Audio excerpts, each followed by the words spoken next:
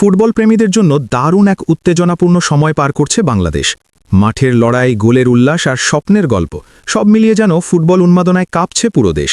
Senior দল থেকে শুরু করে জুনিয়র এবং নারী দল একসাথে 3টি ভিন্ন মঞ্চে লড়ছে লাল সবুজের প্রতিনিধিরা। সামনে গুরুত্বপূর্ণ ম্যাচ, কঠিন প্রতিপক্ষ আর নিজেদের প্রমাণ করার সুযোগ। তাই প্রশ্ন একটাই, এই ব্যস্ত ফুটবল সপ্তাহে বাংলাদেশের কোন দল কাকে মোকাবিলা করবে আর কখন দেখা যাবে সেই উত্তেজনাপূর্ণ ম্যাচগুলো? চলুন একে একে জেনে নেওয়া যাক বাংলাদেশের ফুটবলের এই রোমাঞ্চকর সূচি এবং সম্ভাবনার গল্প। প্রথমেই নজর দেওয়া যাক বাংলাদেশের সিনিয়র জাতীয় দলের দিকে। এশিয়ান কাপ বাছাই পর্বের গুরুত্বপূর্ণ এক অধ্যায় শেষ করতে যাচ্ছে জামাল ভুঁইয়াদের দল। 31শে মার্চ শেষ ম্যাচে সিঙ্গাপুরের মুখোমুখি হবে বাংলাদেশ। এই ম্যাচটি শুধু একটি সাধারণ ম্যাচ নয়, বরং সম্মান বাঁচানোর লড়াইও বটে।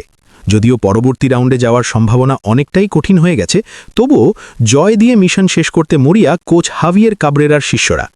সাম্প্রতিক সময়ে ভিয়েতনামের বিপক্ষে প্রস্তুতি ম্যাচে ৩-০ গোলের হারের ধাক্কা পেয়েছিল বাংলাদেশ। তবে সেই ম্যাচ থেকে অনেক শিক্ষা নিয়েছে দল। ডিফেন্সের ভুল, মাঝমাঠের সমন্বয় সবকিছু নিয়ে নতুন করে কাজ করেছে কোচিং স্টাফ। তাই এবার সিঙ্গাপুরের মাটিতে নিজেদের সেরাটা উজাড় করে দিতে প্রস্তুত লাল সবুজের ফুটবলাররা। ম্যাচটি শুরু হবে সন্ধে ৬টা, আর সেই ম্যাচে জয় তুলে নিয়ে সমর্থকদের মুখে হাসি ফোটাতে চায় বাংলাদেশ। এবার আসা যাক বাংলাদেশের তরুণ সেনাদের গল্পে। অনূর্ধ্ব 20 দলের অসাধারণ যাত্রা। মালদ্বীপের নীল জলরাশির দ্বীপে বসে যেন নতুন স্বপ্ন বুনছে বাংলাদেশের যুব ফুটবলাররা। সাফ অনূর্ধ্ব 20 চ্যাম্পিয়নশিপে ইতোমধ্যেই দারুণ পারফরম্যান্স দেখিয়েছে তারা। প্রথম ম্যাচে পাকিস্তানকে হারিয়ে আত্মবিশ্বাসী শুরু, আর এরপর ভারতের সঙ্গে দুর্দান্ত লড়াই করে একটি গুরুত্বপূর্ণ ড্র। এই দুটি ফলই বাংলাদেশের জন্য সেমিফাইনালের দরজা খুলে দিয়েছে। কোচ মার্ক কক্সের অধীনে দলটি এখন আরও সংগঠিত, আত্মবিশ্বাসী এবং আক্রমণাত্মক ফুটবল খেলছে। দলের অন্যতম আলোচিত নাম রোনান সালিভান, যার দুর্দান্ত পারফরম্যান্স ইতোমধ্যেই সমর্থকদের স্বপ্ন দেখাতে শুরু করেছে। তার গতি, বল কন্ট্রোল আর গোল করার ক্ষমতা বাংলাদেশের আক্রমণ ভাগকে দিয়েছে নতুন মাত্রা। এখন সামনে বড় চ্যালেঞ্জ নেপাল। এ গ্রুপের চ্যাম্পিয়ন নেপালকে হারিয়ে ফাইনালের টিকিট নিশ্চিত করার লক্ষ্যে নিয়ে নামবে বাংলাদেশের তরুণরা। সেই গুরুত্বপূর্ণ সেমিফাইনাল ম্যাচটি অনুষ্ঠিত হবে 1 এপ্রিল বিকেল 4:45। এই ম্যাচে জয় পেলে সাফের শিরোপার স্বপ্ন আরও এক ধাপ এগিয়ে যাবে। তবে বাংলাদেশের ফুটবল সপ্তাহের সবচেয়ে বড় এবং কঠিন পরীক্ষা অপেক্ষা করছে মেয়েদের সামনে। অনূর্ধ্ব 20 এশিয়ান কাপের মূল পর্বে খেলতে এখন থাইল্যান্ডে অবস্থান করছে বাংলাদেশের নারী দল। এটি শুধু একটি টুর্নামেন্ট নয়, বরং এশিয়ার সেরা দলগুলোর বিপক্ষে নিজেদের সামর্থ্য প্রমাণ করার বড় মঞ্চ। কোচ পিটার বাটলারের অধীনে দলটি ইতোমধ্যেই আত্মবিশ্বাসের দারুণ বার্তা দিয়েছে।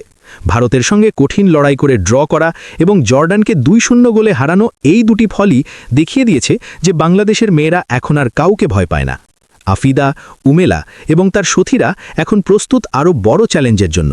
এই টুর্নামেন্টে বাংলাদেশের প্রথম ম্যাচ অনুষ্ঠিত হবে 1 এপ্রিল সন্ধে 7টায়, যেখানে তাদের প্রতিপক্ষ স্বাগতিক থাইল্যান্ড। নিজেদের মাঠে থাইল্যান্ড অবশ্যই শক্ত প্রতিপক্ষ হবে, তবে লাল সবুজের মেয়েরা লড়াই করতে প্রস্তুত। এরপর 4 এপ্রিল দুপুর 3টে তাদের মুখোমুখি হতে হবে এশিয়ার অন্যতম শক্তিশালী দল চীনের। এই ম্যাচটি হবে নিঃসন্দেহে সবচেয়ে কঠিন পরীক্ষা। আর গ্রুপ পর্বের শেষ ম্যাচ 7 এপ্রিল সন্ধে 7টায় বাংলাদেশের প্রতিপক্ষ ভিয়েতনাম। 3টি ম্যাচই হবে কঠিন, তবে প্রতিটি ম্যাচই বাংলাদেশের জন্য নতুন সম্ভাবনার দরজা খুলে দিতে পারে। সব মিলিয়ে বলা যায় বাংলাদেশের ফুটবল এখন এক উত্তেজনাপূর্ণ সময় পার করছে। সিনিয়র দল লড়ছে সম্মানের জন্য, অনূর্ধ্ব 20 দল স্বপ্ন দেখছে সাফের শিরোপার, আর মেয়েরা এশিয়ার বড় মঞ্চে নিজেদের প্রমাণ করতে প্রস্তুত।